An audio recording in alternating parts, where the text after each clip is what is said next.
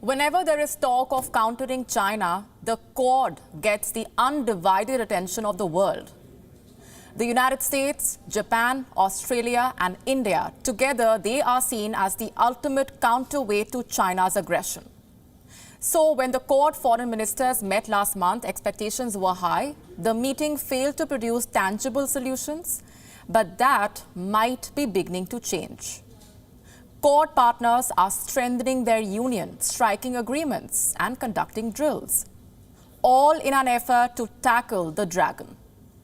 Australia and Japan are deepening their defense ties, and Quad navies are participating in the Malabar Navy exercise. On Gravitas tonight, we will tell you how the Quad's response to China's belligerence is shaping up. First, let's bring you up to speed with what Australia and Japan are up to. The two countries have agreed in principle to a defense pact, one that would strengthen the Australia-Japan military alliance and by extension, the Quad.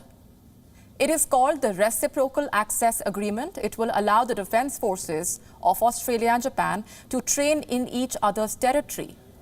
Under a legal framework, this agreement will pave the way for joint military operations as well. The two sides have agreed to this deal in principle. The agreement will now have to be approved by Japan's parliament. The Japanese Prime Minister Yoshihide Suga is confident. While addressing the media, he said the two sides remain committed to a free and open Indo-Pacific. Further reinforcement of bilateral cooperation in the areas of security, defense cooperation, economy and others are enshrined in this statement, and indeed I wish to strengthen Japan-Australia collaboration even further. I would like to affirm that Japan and Australia will strengthen cooperations in order to realize a free and open Indo-Pacific. It seems like there was a sense of urgency from both sides to finalize this agreement. The last time Japan signed a deal like this was way back in 1960 with the United States. Australian Prime Minister Scott Morrison undertook a lightning visit to Tokyo for this deal. We haven't seen the world leader travel much during this pandemic. This only shows the importance that Australia has attached to this agreement. Now, in case you are wondering where the Quad fits in all this, these deals are a way for Quad allies to expand interoperability, the coordination between their troops. Scott Morrison spoke briefly about this in Tokyo. He explained how Australia wants to move forward with its Quad allies and how they are working with India. We expect to increase our regional cooperation in many forms, and the Malabar exercise have been conducted together with the United States and together with India, and we would expect to further expand our cooperation in those areas. That's the whole point of streamlining the arrangements with a status of forces agreement of this nature. And so the pieces are coming together.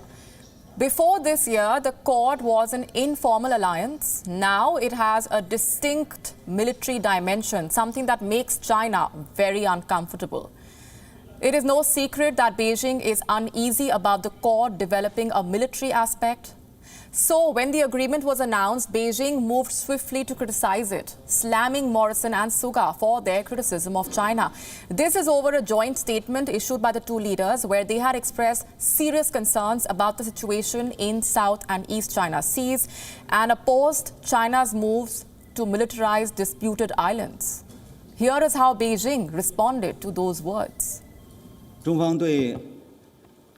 China is strongly dissatisfied and opposed to the unwarranted accusations against China in the statement issued following the leaders' meeting that grossly interfered in China's internal affairs.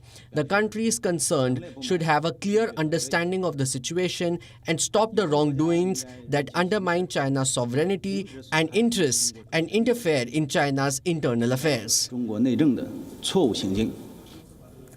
That was Zhao Lijian, famously known as China's wolf warrior-in-chief. He clearly is not happy about the statement by Morrison and Suga. There is another reason why China is unhappy with the Quad, the Malabar exercise.